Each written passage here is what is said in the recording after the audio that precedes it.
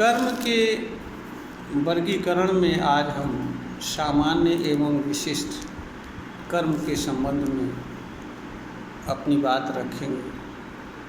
कर्म को सामान्य एवं विशिष्ट रूप में भी ज्ञान की दृष्टि से वर्गीकृत किया जा सकता है।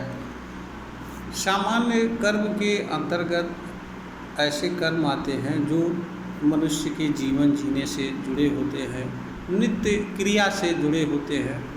इस तरह के कर्मों को हर व्यक्ति को करना होता है और इनसे बचने का कोई मार्ग किसी व्यक्ति के पास नहीं होता है, क्योंकि जीवन जीना हर व्यक्ति के लिए आवश्यक होता है जब तक वह जीवित रहता है।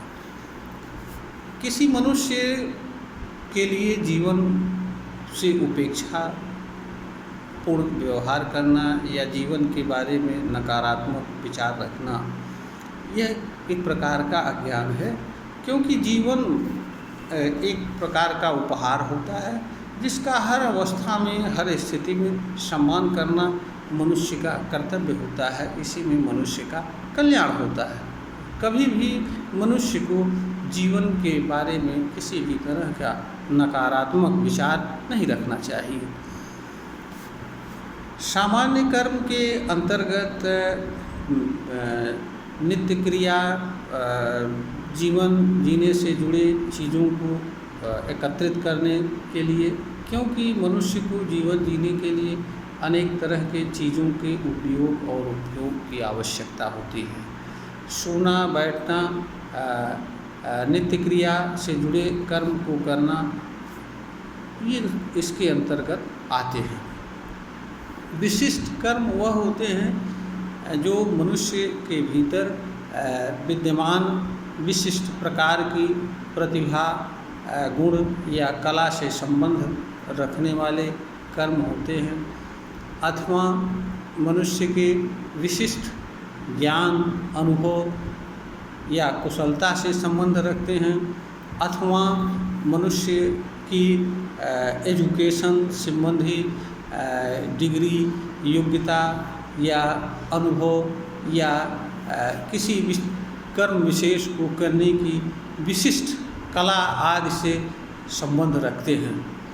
इस तरह के कर्म को हर मनुष्य बहुत अच्छे तरीके से नहीं कर सकता है और इस तरह के कर्मों को करना हर मनुष्य के लिए आवश्यक नहीं होता है, क्योंकि इस तरह के कर्मों से हर मनुष्य को भी अपेक्षा होती है, मानव समाज को भी अपेक्षा होती है, क्योंकि इस तरह के कर्मों से मनुष्य की सफलता निर्भर होती है। मनुष्य को एक सामाजिक प्राणी के रूप में भी जीवन जीना होता है, समाज में भी एक पहचान बनानी होती है, क्योंकि मनुष्य का भौतिक जीवन मनुष्य के विशिष्ट कर्म के परिणाम पर निर्भर करता है। जिस तरह मनुष्य के कर्म का परिणाम होता है, उसी तरह से मनुष्य का भौतिक जीवन में मूल्यांकन होता है। इसलिए मनुष्य के लिए विशिष्ट कर्म को, उन्हीं कर्मों को करना आवश्यक होता है जिन कर्मों को वह सबसे अच्छी तरीके से कर सकता है और जिस कर्म को अपनी संपूर्ण क्षमता से कर सकता है, अथवा जो कर्म उसके भीतर विद्यमान विशिष्ट प्रकार की प्रतिभा, गुण या कला से संबंध रखने वाले कर्म होते हैं।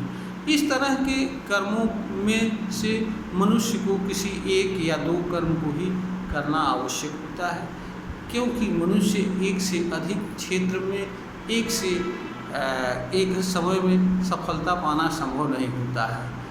कोई मनुष्य एक समय में किसी एक कर्म से जुड़ी सफलता को ईमानदारी से और प्राप्त करने की क्षमता रखता है।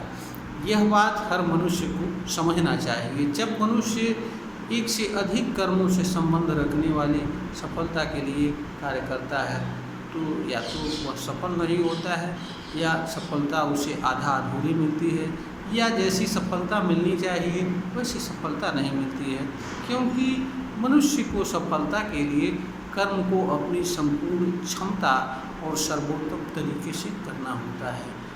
मनुष्य किसी एक ही कर्म को एक समय में सबसे अच्छे तरीके से कर सकता है।